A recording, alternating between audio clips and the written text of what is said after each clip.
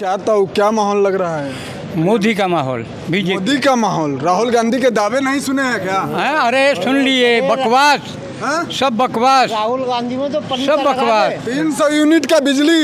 अरे कुछ भी नहीं, वादे फेल, हाँ? वादे फेल, महानिकम्मा। महिलाओं का भी सम्मान होगा इस राज्य में। हाँ, अरे बीजेपी का करेगा। अरे भैया, बीजेपी जो कर रही है, कहता हूँ बीजेपी करेगी महिला को सम्मान। बीजेपी महिला के सम्मान, फिर वो दावे झूठे हैं क्या?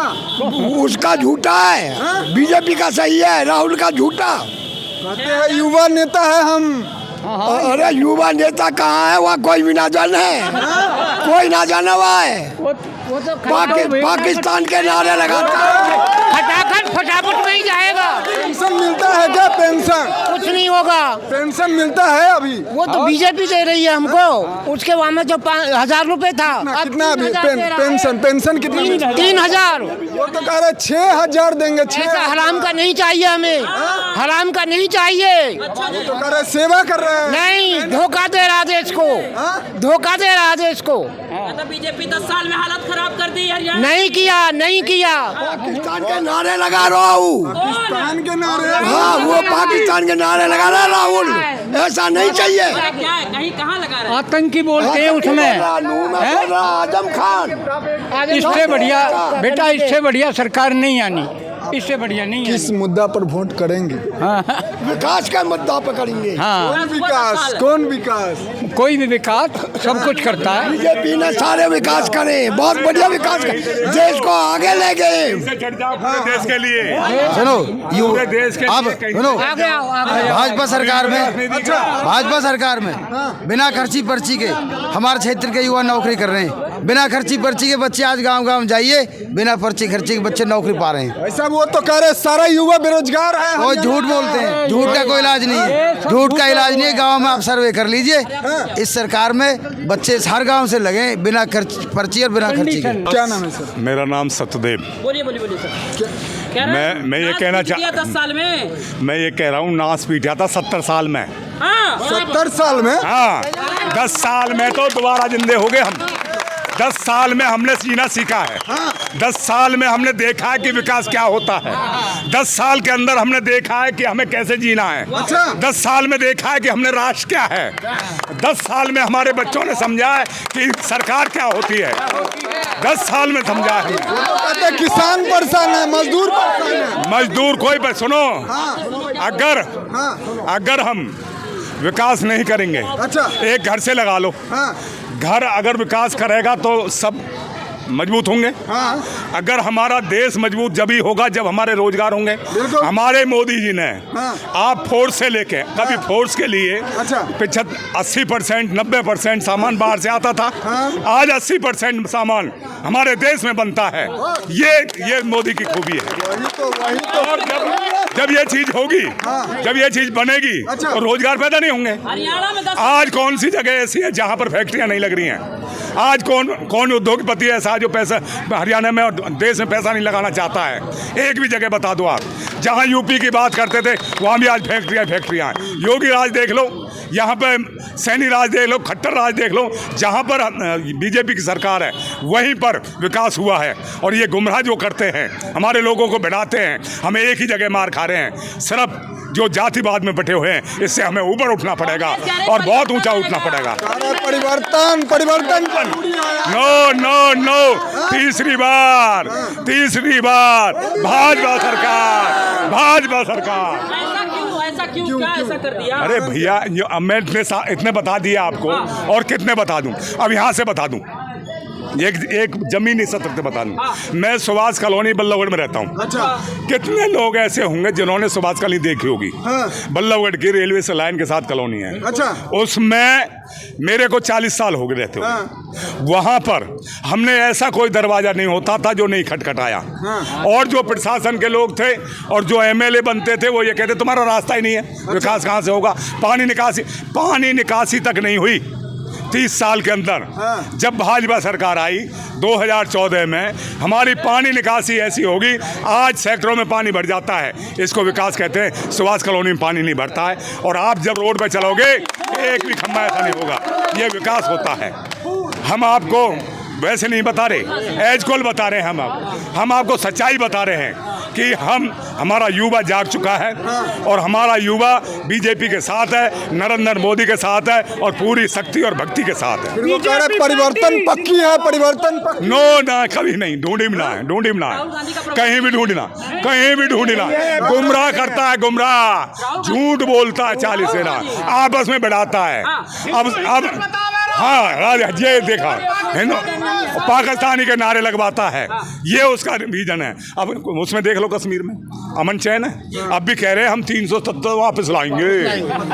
अरे पीओके वापस लाओ ना, पीओके को वापस लाओ। वो तो इसलिए कह रहा है कि मजदूरों को क्या मिला, इसलिए नहीं, उसने क्या दिया था मजदूरों को? देश को क्या मिला? उसने क्या दिया था मजदूरों को, बता दो हमारे को। उसने शासन में क्या? हाँ जी, हाँ जी, बिल्कुल बिल्कुल बिल्कुल। भारत माता की वंदे वंदे। प्रियंका गांधी रैली कर रही है। किसकी बात करते हैं यार, किसकी बात करते हैं यार? आपने मैंने आपको बता दिया। मैं आपको बोलना नहीं आता है। प्रियंका गांधी और राहुल गांधी हैं जो, उनको तो कुछ पता ही नहीं है क्या बोलना, ना देश की दशा ना दिशा कोई वो निर्धारित नहीं कर सकते। दूसरे देशों में जाकर के अपने देश की बुराई करते हैं। ऐसे कोई करता है भला?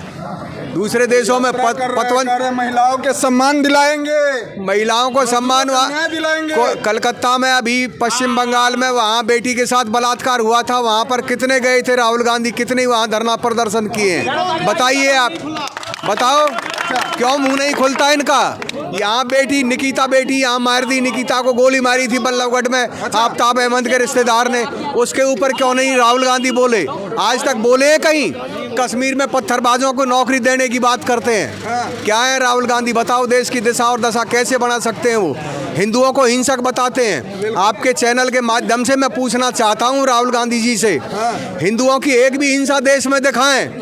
इस दुनिया में जितने आतंकवादी हैं सारे मुसलमान हैं, ना कि हिंदू हैं। हिंदू कहीं भी रहता है प्रेम से रहता है, भाईचारे से रहता है। हिंदुओं के हज़ारों की तादाद में, लाखों की तादाद में जहाँ लोग रहते हैं, वहाँ पर एक मोहम्मडन्स भाई का घर होगा, उसे प्रेम से रखेंगे। और मोहम्मडन्स के बीच में यदि 100 घर भी 150 घरों के बीच में चले गए, वहाँ से हिंदुओं का पलायन शुरू हो जाता है। क्या है ये? 9 राज्य भारत में हिंदू विहीन कर दिए।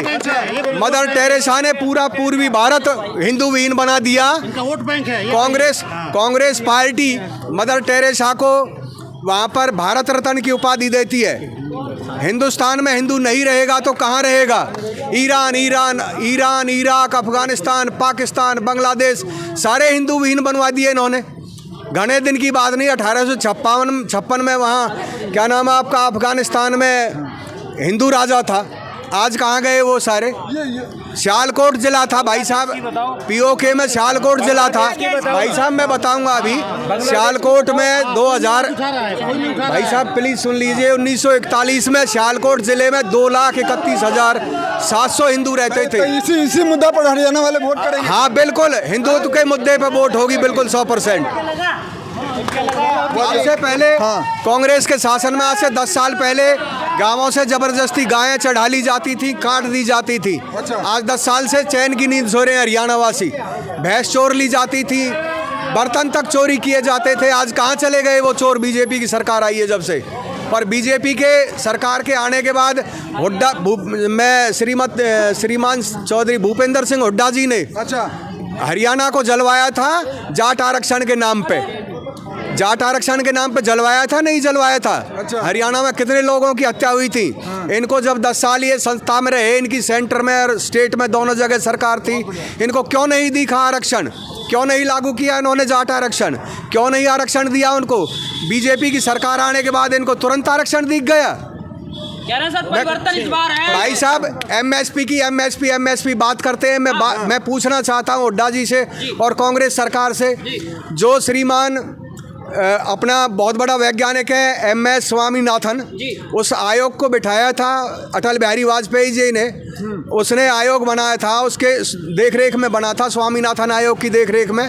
और स्वामीनाथन क्योंकि उसके अध्यक्ष थे, इसी वजह से उसका नाम स्वामीनाथन आयोग पड़ गया।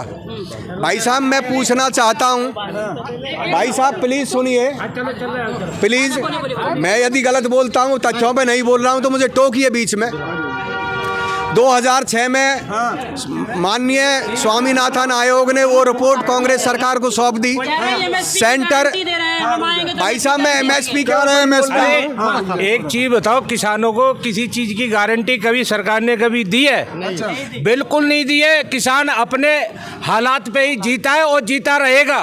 इससे भी पहले अपने हालातों पे जीता था और अब भी कोई गांधी कह रहे हम आएंगे तो 100% वो बिल्कुल झूठ बोलते हैं, बिल्कुल झूठ बोलते हैं। सितंबर 2007 को स्वामीनाथन आयोग की रिपोर्ट उन्होंने एक्सेप्ट की थी और 2009 में सरकार आने के बाद इन्होंने स्वामीनाथन आयोग की रिपोर्ट को सिरे से खारिज कर दिया। फिर ये MSP कहाँ से दे सकते हैं? झूठ बोलते हैं, बरगलाते हैं गरीबों को, किसानों को। इससे पहले राजस्थान में सरकार थी कांग्रेस की, ठीक है जी। किसानों के लिए कर्जा माफ के लिए वो आया था कि जी हम जो है सबका कर्जा माफ करेंगे। एक भी बंदे का अगर कर्जा माफ करा हो तो बताओ ना, कहाँ कर? झूठे दावे था, झूठे बिल्कुल झूठे दावे थे। वो कहाँ थे? छाती पीटते थे कि जी हम जो है आएंगे सरकार में, और हम मतलब आते ही 3 दिन के बाद हम सबके कर्जा माफ। किसान कहाँ गए? वादे कहाँ थे? भाई साहब उनकी बताओ ना। राजस्थान का कृत्य बताता हूँ। तत्कालीन प्रदेश अध्यक्ष सचिन पायलट जी वहाँ पर थे और उनकी वजह से वहाँ सरकार आई थी कांग्रेस की। उन्होंने सरकार में सत्ता में आने के बाद उन्होंने वो काम 25 लाख देंगे स्वास्थ्य बीमा। मैं बता तो रहा हूँ भाई साहब, कुछ नहीं देना इनको, ये बरगलाने वाली बात है। हिमाचल में कितना दे दिया? हिमाचल में कितना दे दिया? तनख्वाह देने के लिए इनके पास पैसे नहीं है। कर्नाटका में क्या दे दिया इन्होंने? जहाँ जहाँ पर कांग्रेस की सरकार है वहाँ पर तनख्वाह देने के लिए इनके पास पैसे ही नहीं है। 2008 में माननीय प्रधानमंत्री मनमोहन सिंह जी ने कहा था, सुप्रीम कोर्ट में एक रिट दायर हुई थी सेना की ओर से, उसमें कहा था कि भाई जो है सुप्रीम कोर्ट ने आदेश किया था कि आप सेना के लिए हथियार क्यों नहीं खरीदते, तो मनमोहन सिंह जी बोलते हैं कि सरकार के पास सेना की वर्दी खरीदने के लिए पैसे नहीं है।